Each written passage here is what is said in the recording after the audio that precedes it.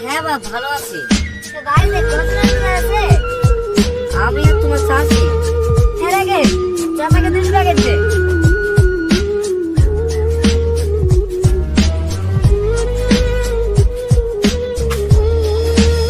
এটা কি হলো চাচি? তুমি এভাবে ইফতারের প্যাকেট তেল ফেল দিয়ে কেন? তোদের ওই লোকটা করে ইফতার আমার দরকার নাই। আমি শুধু পানিতে ইফতার করবো। তাও তোদের খাবার ছোবো না। লোকটা শুধু ইফতার মানে কি এমন তেমন বলছো? রুজুমকে প্রধান সাহেব সবাই বাড়ি বাড়ি ইফতার বিলি করছে, এত নেকের কাজ করছে। তোমাদের মতো অসহায় মানুষের কাছে খাবার পৌঁছে দিচ্ছে, আর তুমি সেই খাবারকে অপমান করছো। ওই মাঝে মধ্যে বলেছে কি? মিষ্টি বড় ভালো। লোকটা করে ইফতার নেই। দেখি পাওয়া যায় না। এই, ভিডিও বন্ধ কর। দেখো চাচি, তুমি বয়স্ক মানুষ বলে তোমার কিছু বলছি না।